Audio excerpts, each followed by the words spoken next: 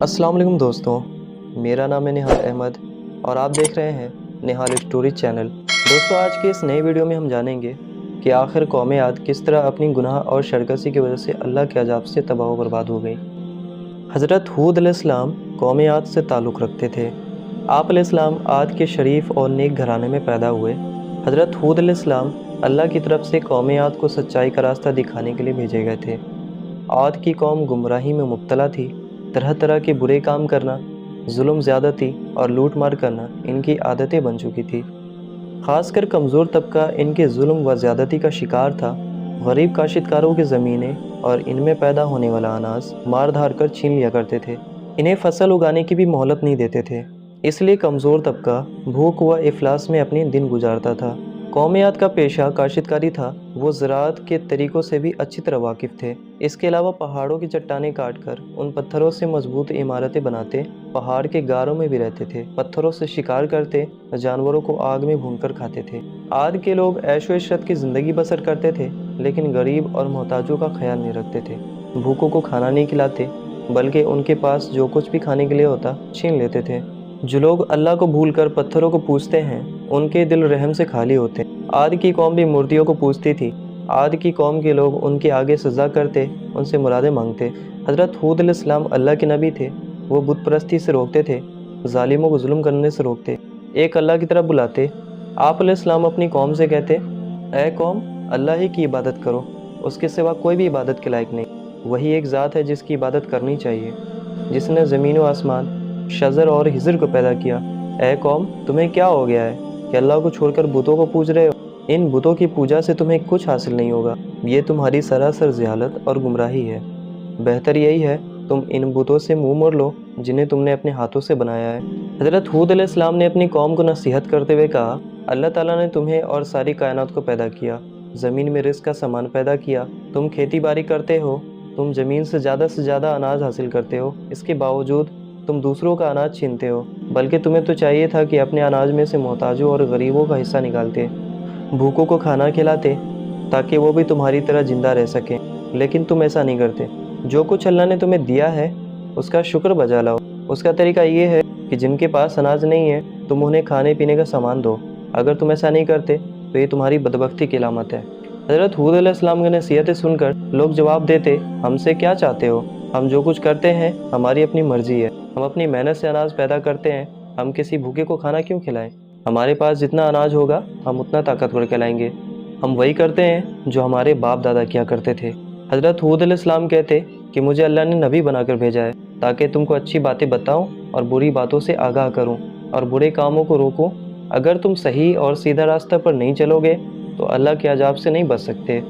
हज़रत हूद अलैहिस्सलाम बार बार अपनी कौम को नसीहत करते रहे। एक मरतबा फिर आपने इन्हीं बातों को दोहराया, ऐ कौम, मेरी बात मान लो, मैं तुम्हारा भला चाहता हूँ। जो कुछ मैं कहता हूँ उसी में तुम्हारी भलाई है। हज़रत हूद अलैहिस्सलाम नरमी से समझाते कि किसी कमज़ोर पर जुल्म न करो, किसी का रिस्क तंग न करो। उन्हें प्यार से समझाते कि ऐ कौम, मैं तुम्हारा भाई हूँ और दोस्त हूँ। मैं तुमसे कुछ नहीं मांगता। जो कुछ मैं करता हूँ उसका सिला मुझे अल्लाह देगा। कौम का शुबा दूर करते हुए कहते, ऐ कौम, क्या तुम ये समझ रहे हो कि तुम मुझ पर ईमान लाओगे तो तुम्हारी खेती बाड़ी बर्बाद हो जाएगी और तुम्हारे ऐशो इशरत में खलल पड़ेगा? ऐसा कभी ना सोचो। अगर तुम बुतों की पूजा छोड़ दो और मुझ पर ईमान लाओ तो अल्लाह ताला तुम्हारे माल और औलाद में बरकत देगा, तुम्हें कुव्वत ताकत अता करेगा। आप अलैहिस्सलाम ने अगले ज़माने की बातें याद दिलाते हुए कहा, ऐ कौम, क्या अल्लाह ने गुमराहों को हिदायत देने के लिए हज़रत नूह अलैहिस्सलाम को नबी बनाकर नहीं भेजा था? उस कौम ने अल्लाह की बातों का इनकार किया तो किस तरह अल्लाह के अजाब ने उन्हें आ पकड़ा था। फिर तुम मेरे नबी होने का क्यों इनकार करते हो? आप अलैहिस्सलाम ने बुतों के बारे में फरमाया, ये बुत जिसे तुम अपना माबूद समझते हो, ये ना किसी के साथ भलाई कर सकते हैं, ना ये किसी का नुकसान पहुंचा सकते हैं, बल्कि तुम खुद अपना नुकसान कर रहे हो। आप अलैहिस्सलाम ने इन्हें आगाह करते हुए कहा, ऐ कौम, तुम्हारे झूठे माबूदों पर ना मैं ईमान लाऊंगा और ना इनसे डरूंगा। मेरा भरोसा सिर्फ अल्लाह पर है जो तुम्हारा और हमारा परवरदिगार है। कौम आद के लोग बराबर नसीहतें सुनते लेकिन कोई तवज्जो नहीं देते। एक कान से सुनते और दूसरे कान से निकाल देते। एक रोज़ कौम आद के लोगों ने हज़रत हूद अलैहिस्सलाम से पूछा कि तुम बार बार नबी होने का दावा करते हो, तो इसके तुम्हारे पास क्या दलील है? हमें दलील दिखाओ। हम देखना और सुनना चाहते हैं बगैर दलील देखे हम अपने माबूदों को नहीं छोड़ेंगे। और ये भी बताओ कि जिस अजाब की बात करके हमें डरा रहे हो, ये अजाब कब आने वाला है?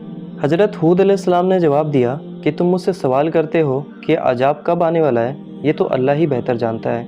मैं तो सिर्फ अल्लाह का पैगाम पहुंचाने वाला हूँ और आने वाले अजाब से खबरदार करने वाला हूँ। इन तमाम कोशिशों के बावजूद गुमराह कौम राह रास्त पर न आई।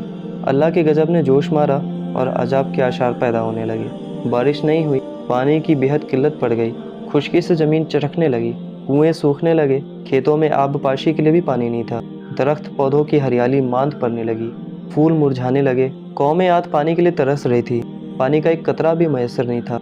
हज़रत हूद अलैहिस्सलाम ने अपनी कौम से कहा, ऐ मेरी कौम, अपने रब से गुनाह बख्शवाओ और फिर रुजू करो ताकि अल्लाह बारिश बरसाए।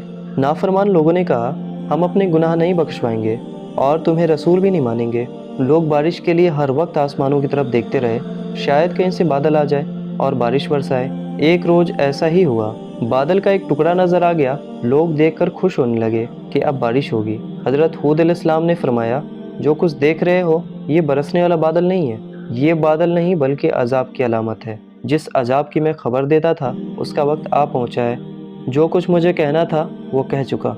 जो लोग हज़रत हूद अलैहिस्सलाम पर ईमान ला चुके थे, उनके बारे में हज़रत हूद अलैहिस्सलाम से अल्लाह ने फरमाया कि जो लोग ईमान लाए हैं उनको अपने साथ लेकर किसी महफूज मकाम की तरफ चले जाओ।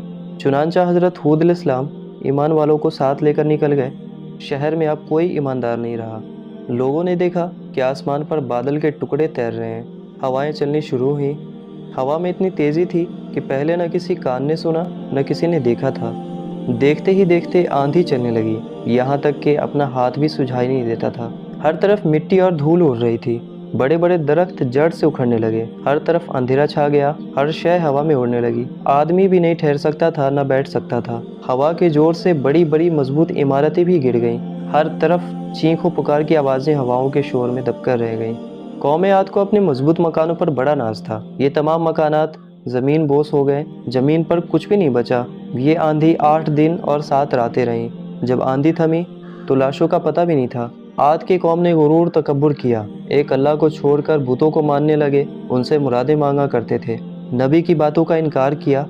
जब अजाब के दिन करीब आने लगे तो अल्लाह ने नेक लोगों को बचा लिया, गुमराहों को इबरतनाक सज़ा मिली। आद की कौम का सिर्फ किताबों में जिक्र पाया जाता है। तबाहशुदा शहर के खंडरात आज भी दर से इबरत देने के लिए ज़मीन पर देखे जा सकते हैं। दोस्तों, ये दुनिया की ज़िंदगी बहुत कलील है। हमें अपनी मौत से पहले पहले तक ज़िंदगी मकसद को समझना होगा, जिससे हमारी आखिरत की ज़िंदगी और दुनिया की ज़िंदगी दोनों बेहतर हो सके। उम्मीद करते हैं आपको ये वीडियो बहुत पसंद आया होगा। तो चलिए मिलते हैं इंशाल्लाह फिर अगले वीडियो में। तब तक के लिए खुदा हाफिज़।